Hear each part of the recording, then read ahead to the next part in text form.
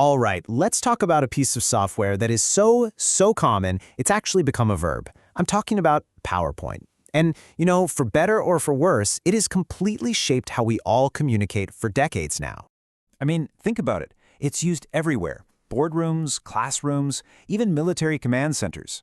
And that quote you're saying, that's from General H.R. McMaster. He famously argued that PowerPoint can actually stifle critical thinking. And you know what?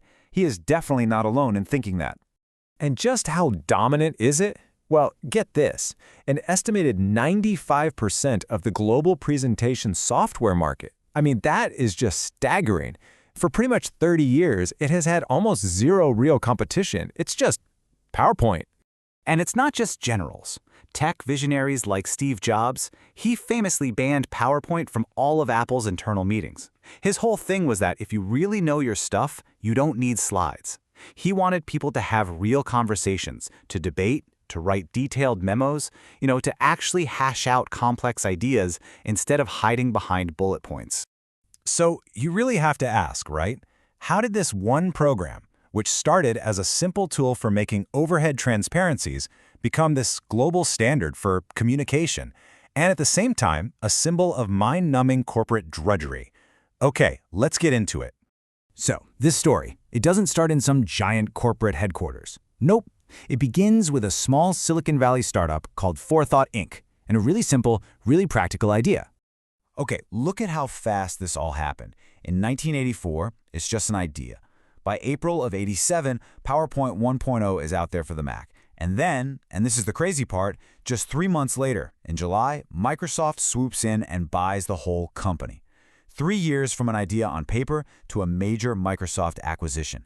That was the real game changer. It showed just how much potential Microsoft saw in this little program. And you have to remember what its original purpose was.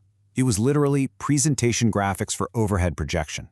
If you've ever used an overhead projector, you know what a pain it was to make those slides. You'd have to use a typewriter or hire a graphic designer. PowerPoint was designed to kill that whole tedious process, letting any business person create their own professional-looking visuals fast. So that's the origin. But how did it go from this niche little program for Macs to an absolute global juggernaut? Well, the secret isn't just in the software itself. It's really all about Microsoft's incredibly smart business strategy. So, Jeff Reichs, who is heading up applications at Microsoft, he saw the huge potential here. And Microsoft bought the company for about $14 million. Now, that might not sound like a ton of money today, but back then, especially for a piece of software that had only been out for 3 months, that was a landmark deal. And here's where the genius of their strategy comes in. Step 1, they bundled it into Microsoft Office for the Mac. Then, Step 2, they released it for the booming Windows platform. And finally, Step 3, they integrated it so tightly with Word and Excel that it just felt essential. By making it a core part of Office, Microsoft put PowerPoint on millions and millions of computers by default, and that just absolutely crushed any possible competition before it could even get started. And the results? Well, they speak for themselves. The growth was just explosive. As Windows PCs started taking over the world, PowerPoint rode that wave. You can see the sales just skyrocket, doubling and then doubling again in just 5 years. This created what's called a network effect, right? The more people used it, the more you had to use it to share files and collaborate. It became unstoppable. So by 1997, just a decade after it launched, it was game over. PowerPoint had conquered the presentation market. It wasn't just another product you could buy, it was the standard, period. But here's where the story gets even bigger. Because this tool, which was designed specifically for business meetings, it soon escaped the boardroom. It started popping up in basically every corner of society. First, the classroom. I mean, we've all been there, right? It became the absolute standard for teachers giving lectures and for students doing their projects. From elementary school all the way through college, PowerPoint was just part of education. And then it moved into places you might not expect, like churches. All of a sudden, worship services were being transformed. You had PowerPoint on the big screens displaying hymns, scripture, sermon notes. It made everything much more visual and, you could argue, more interactive. But okay, this one might be the most surprising of all. In a spacesuit. No, really. NASA astronauts actually used PowerPoint for checklists and procedures on these little displays mounted right inside their helmets. I mean, can you imagine a more mission-critical, high-stakes situation for a piece of office software? It's kind of amazing.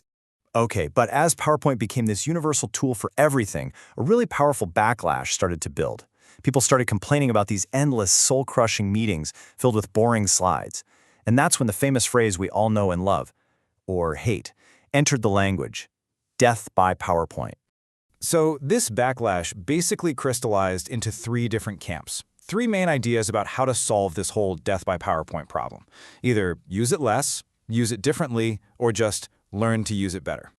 All right, so in one corner you had critics like the legendary information design expert Edward Tufte. He basically said the problem is the tool itself. Its very format with these simple slides and bullet points forces us to oversimplify everything. It dumbs down our thinking. But in the other corner, you had people like psychologist Stephen Kozlin, who argued, hey, don't blame the hammer. The tool is fine. The problem is that people are just terrible at using it. We just need to learn how to communicate visually. And then there was a third camp, the use it differently camp, led by people like Jeff Bezos at Amazon. His approach? He just banned it. Completely. Instead of PowerPoint decks, he famously made his teams write these detailed, 6-page, narrative-style memos before a meeting. His whole idea was to force people to actually think through their ideas deeply and critically, not just slap together some bullet points. So here we are after more than 3 decades. What is the final verdict? What is the legacy of this software that, let's be honest, has both changed the world and driven a lot of us crazy?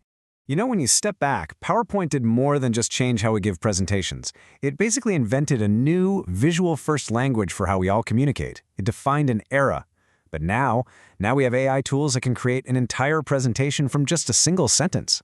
For the first time, PowerPoint's reign might actually be in jeopardy. So that's the big question. Can the king of the slide deck adapt to this new world, or is it finally on its way to becoming a relic of the past?